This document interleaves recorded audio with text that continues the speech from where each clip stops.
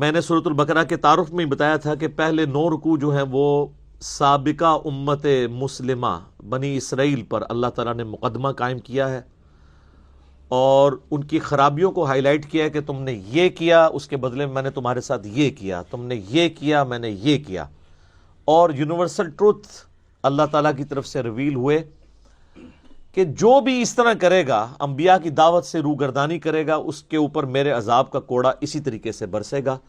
اور اس میں یہ دعوت تھی موجودہ امت مسلمہ یعنی امت محمدیہ صلی اللہ علیہ وآلہ وسلم کے لیے کہ تم کوئی زیادہ لاڈلے نہیں ہو، اگر تم نے بھی ہمارے محبوب صلی اللہ علیہ وآلہ وسلم کی تعلیمات سے روگردانی کی تو اللہ اس چیز کا کوئی لحاظ نہیں کرے گا کہ تمہاری نسبت کس کے ساتھ ہے، اللہ کے عذاب کا کوڑا تم پر بھی آئے گا۔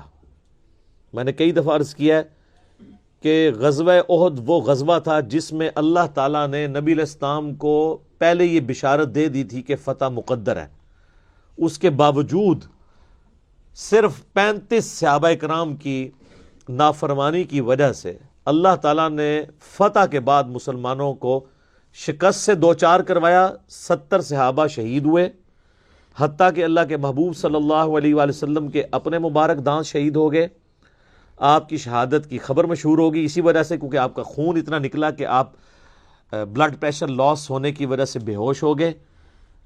اس پہ میں ایک تلخ جملہ بولتا ہوں کہ اللہ کے محبوب صلی اللہ علیہ وآلہ وسلم اس دنیا میں موجود ہوں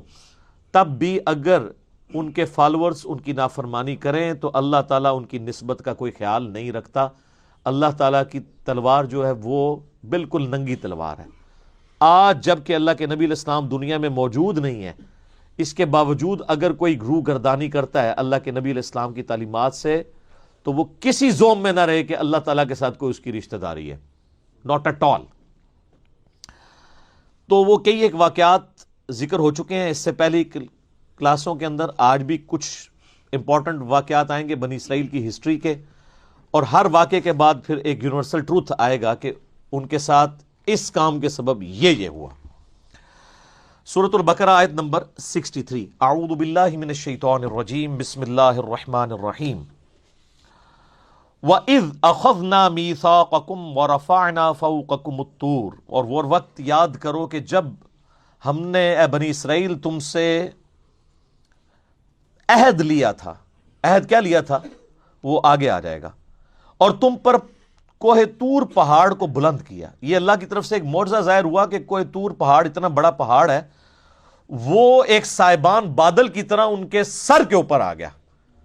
اور اللہ تعالیٰ کی طرف سے وحی نازل ہوئی کہ اب تم اپنے پیغمبر کے ساتھ عہد کرو گے، تم ان کا ساتھ دو گے اس دین میں، اس کتاب کو اسٹیبلش کرنے میں، ورنہ یہ پہاڑ تم پہ ابھی گرا کے گرا۔ آپ ذرا امیجن کریں اتنا بڑا پہاڑ